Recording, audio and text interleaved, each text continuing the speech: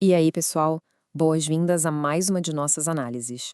Hoje, a gente vai direto ao ponto para desmistificar toda a mecânica financeira e jurídica por trás de um projeto de lei super importante, o Serviço Voluntário Gratificado, ou simplesmente o famoso SVG.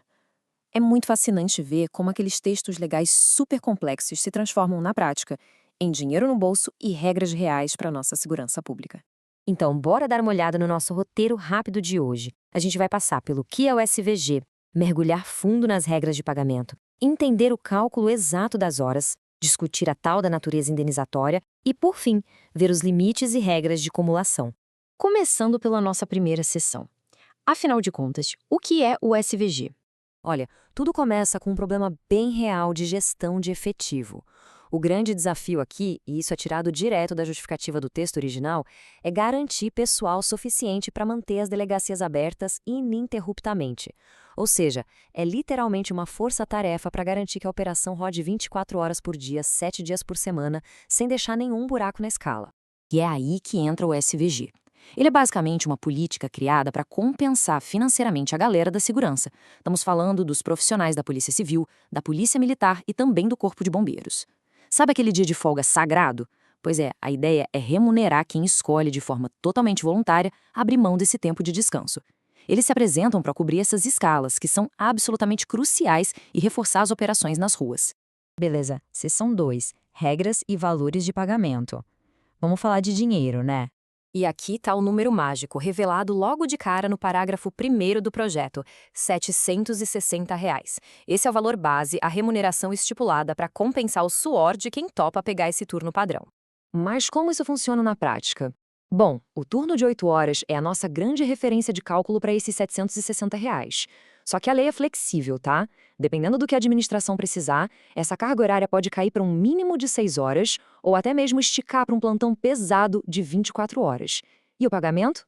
O valor final que cai na conta obedece a uma proporcionalidade bem estrita em relação a essa base.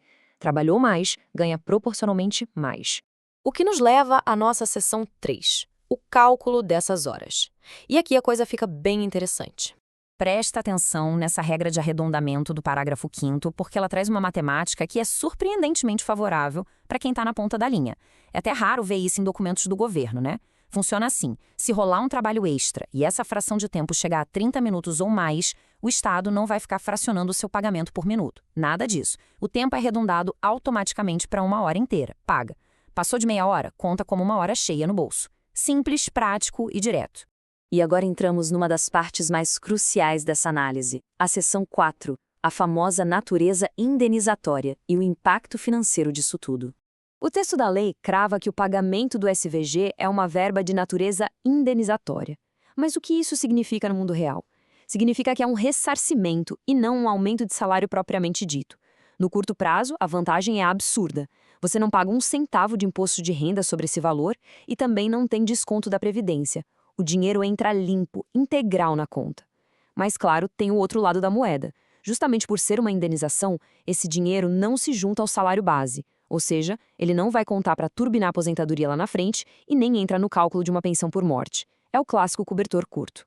E se a gente for olhar os documentos originais, o artigo 3º é quem amarra tudo isso legalmente. É ele que garante essa grana livre de impostos agora no presente, mas também é ele que bate o martelo sobre essas restrições na aposentadoria.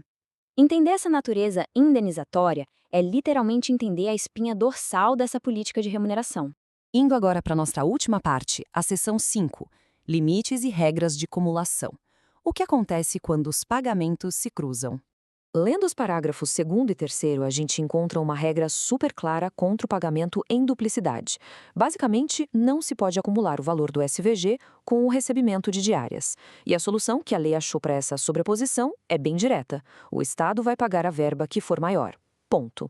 Isso bloqueia o acúmulo, mas garante que o profissional saia com a melhor remuneração possível para aquele dia de trabalho. Então, para a gente amarrar tudo, de um lado, a gente tem uma injeção de dinheiro imediato, totalmente livre de impostos. Um alívio gigantesco para o bolso agora. Do outro, uma renda que não constrói absolutamente nada para a segurança financeira lá no futuro da aposentadoria. A grande pergunta que fica é: como esse arranjo reflete a nossa necessidade urgente de apagar os incêndios do presente, talvez sacrificando o planejamento do futuro, e de que forma essa balança vai continuar moldando as estratégias de quem trabalha com segurança pública. É, no mínimo, uma provocação para a gente pensar, né?